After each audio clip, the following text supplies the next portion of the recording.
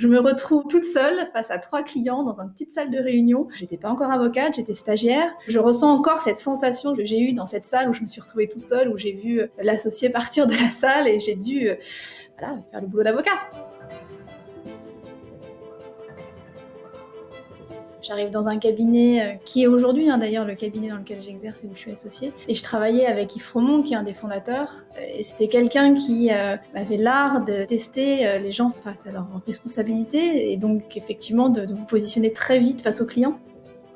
Et donc il m'avait convié à un rendez-vous avec lui face à un client et on arrive, on est tous les deux, il y avait 3 clients en face de nous et au bout de 2 minutes, effectivement il me donne la parole en disant voilà Julie, tu vas pouvoir expliquer le cas, expliquer la situation et il se lève et il part.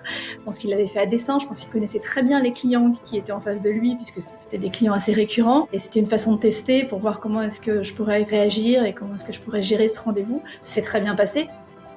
J'ai souvenir d'un dossier où je défendais une entreprise de taille moyenne, une grosse PME. On va dire qu'il s'était permis un certain nombre de libertés quant à l'application de la règle de droit dans la mise en œuvre d'un process de licenciement économique. Et donc on se retrouvait sur un contentieux assez important. C'était devant la cour d'appel de Lyon, je me souviens, en plus une cour qui n'était pas simple sur ces sujets-là. Je devais plaider totalement au contraire de la jurisprudence, c'est-à-dire que j'arrivais avec un dossier où ce qui avait été appliqué était totalement contraire à ce que voulait la jurisprudence à l'époque. Et j'avais pas d'autre choix que de plaider en rupture et d'essayer de faire comprendre que ce qui avait été mis en œuvre par mon client, en plus en accord avec ses organisations syndicales, l'avait été parce que c'était le bon sens au regard de la spécificité du dossier. J'ai réussi à emporter la conviction de la Cour. C'est une vraie fierté parce qu'on a réussi en fait à convaincre un magistrat que peu importe ce que pouvait dire la Cour de cassation, ce qu'avait fait la société était ce qu'il fallait faire.